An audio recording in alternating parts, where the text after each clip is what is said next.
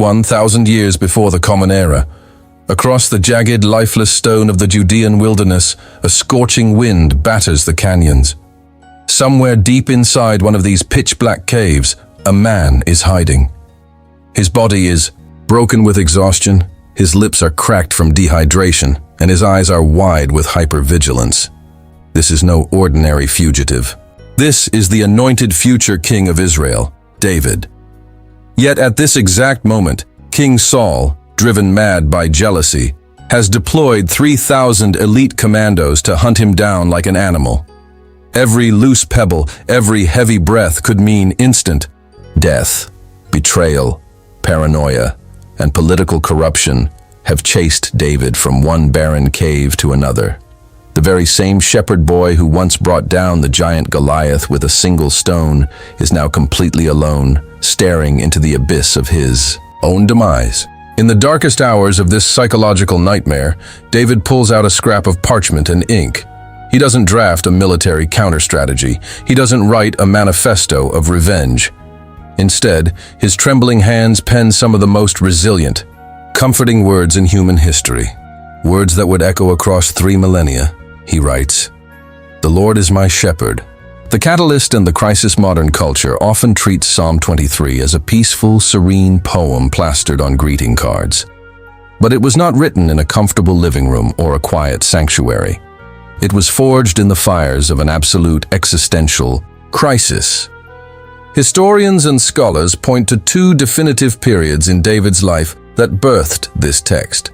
The first was his youth, spent dodging spears and execution squads in the desert. The second, and arguably more devastating context, comes from his later years, a brutal family tragedy.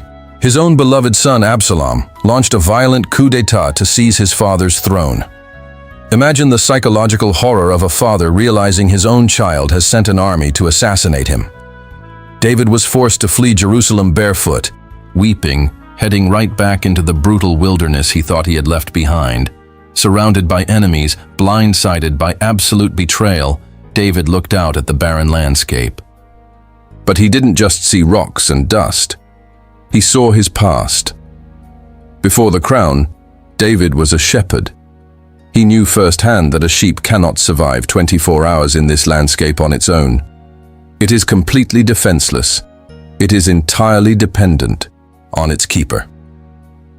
In a moment of supreme vulnerability, David stripped away his identity as a warrior king and became a sheep before his creator. He realized that a royal crest or a grand army couldn't save his soul. Only the ultimate shepherd could. The literary metaphors.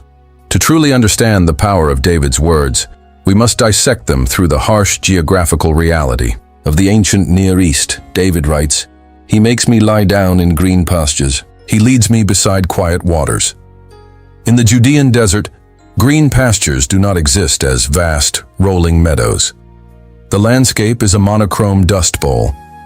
However, an experienced shepherd knows that the morning mist creates tiny tufts of green grass, hidden in the crevices of the rocks. The shepherd guides the flock to eat just enough for that single day.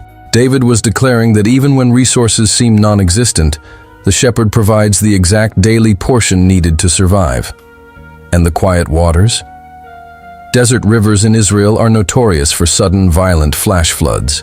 Sheep are terrified of rushing water because their heavy wool can easily waterlog, dragging them down to drown. A good shepherd manually builds small stone dams to slow the torrents down, creating a still pool.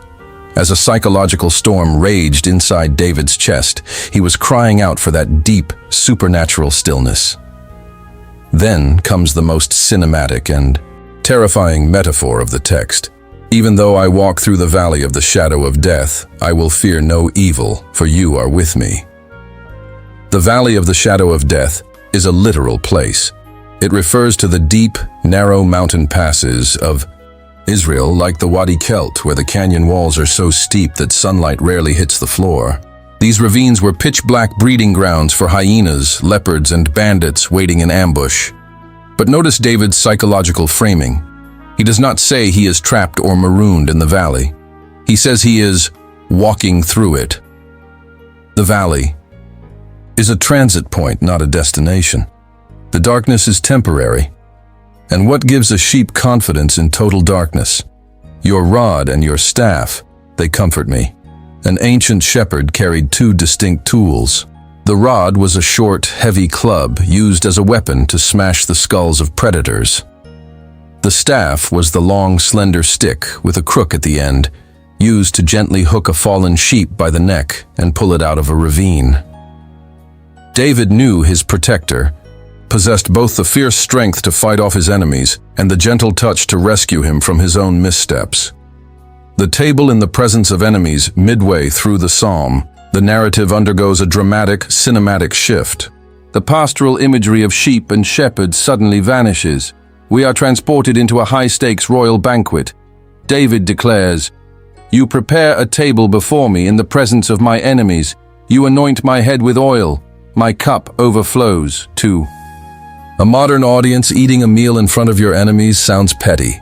To the ancient world, it was a profound declaration of legal protection.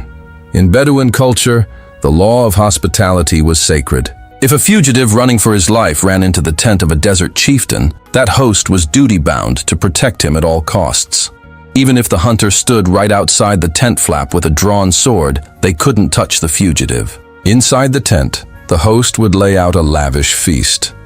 David is saying that while his enemies surrounded his cave, screaming for his blood, he was spiritually sitting at a royal table, completely untouchable under divine diplomatic immunity. And the oil on his head?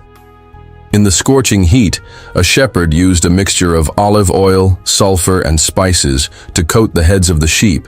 It healed the gashes left by briars and acted as a repellent against deadly insects that tried to burrow into their eyes. David is acknowledging that his heart is bleeding from the betrayal of his own son, but the host is applying a soothing medicinal balm to his psychological wounds. His capacity to endure is overflowing. Deliverance and the eternal legacy. History. Records that David did not die in that desert. Saul's military campaigns imploded. Absalom's rebellion collapsed. David returned to Jerusalem, reclaimed his throne, and died an old man of legendary status.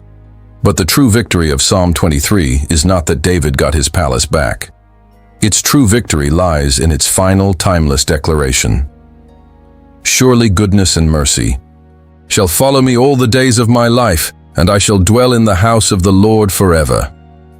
3,000 years ago, an isolated, terrified man breathed these words into a cold stone cave. Today, those same words have broken through the confines of history. Why has this specific ancient poem remained the most read, most quoted piece of literature during human grief? Because David's Judean desert is a mirror for our own lives. We all eventually find ourselves blindsided by betrayal. We all face the sudden collapse of our careers, our health, or our relationships. We all must eventually walk through our own valley of the shadow of death, whether it is a cancer ward, a divorce court, or the paralyzing grip of clinical depression. This 3,000-year-old masterpiece endures because it reminds us that we are not the authors of our own rescue. It tells us that when the night is at its absolute darkest, and you feel entirely defenseless, you do not have to find the strength to fight. You only need to keep walking. Because even in the most brutal wilderness, the shepherd is already there, preparing your table.